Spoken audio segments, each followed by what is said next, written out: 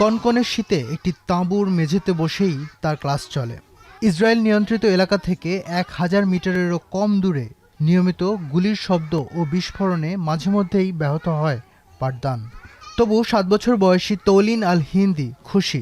2 বছরের বেশি সময়ের যুদ্ধের পর অবশেষে সে আবার স্কুলে যেতে পারছে।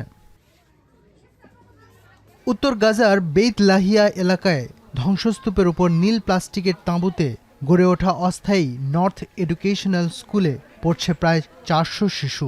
স্কুলটি ইসরায়েলি বাহিনীর নিয়ন্ত্রণাধীন তথাকথিত ইয়েলো লাইনের চোখের সামনেই অবস্থিত। একটি ছোট তাঁবুর ভেতরে 2টি সারিতে করে মেঝেতে বসে আছে 1 ডজনেরও বেশি মেয়ে শিশু। গায়ে সোয়েটার ও মোটা জ্যাকেট, আর সামনে খাতা রাখা আছে কয়েকটি কাঠের বাক্সের ওপর। শিক্ষক যখন ব্ল্যাকবোর্ডে লিখছেন তখন তারা আনন্দের সঙ্গে সংখ্যা গুনছে। مش نقعد عن كراسي ولا إشي، بس الحمد لله صرنا نقعد في المدرسة وإلنا من زمان نقعد في الحرب وما فيش مدارس، نقعد هيك زهقانين بدنا مدارس هيك نقرا فيها ونكتب عشان نصير كبار وشاطرين। তৌলিনের মা ইয়াসমিন আল আজৌরি বলেন, মেয়েটি স্কুলে যাওয়ার পর থেকে ফিরে আসা পর্যন্ত তিনি সারাক্ষণ দুশ্চিন্তায় থাকেন।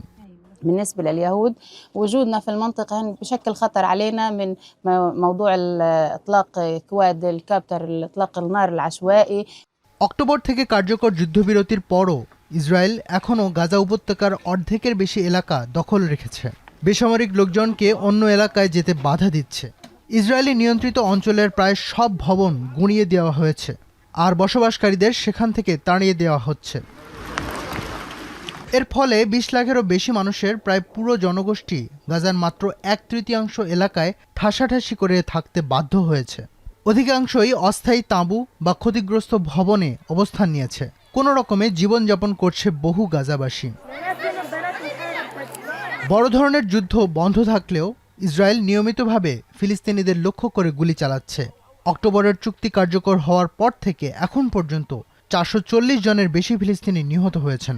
ফিলিস্তিনিদের অভিযোগ, ইসরায়েলি বাহিনী কিছু হলুদ কনক্রিটের চিহ্ন পশ্চিম দিকে সরিয়ে দিচ্ছে, ফলে দখলমুক্ত এলাকায়ও তারা ঢুকে পড়ছে। ইসরায়েল এই অভিযোগ অস্বীকার করেছে। গাজার স্বাস্থ্য মন্ত্রণালয়ের তথ্য অনুযায়ী ইসরায়েলি হামলায় গাজায় এখন পর্যন্ত ৭১,০০০-এরও বেশি মানুষ নিহত হয়েছেন। ফজল রাব্বী খান, এখন বিশ্ব।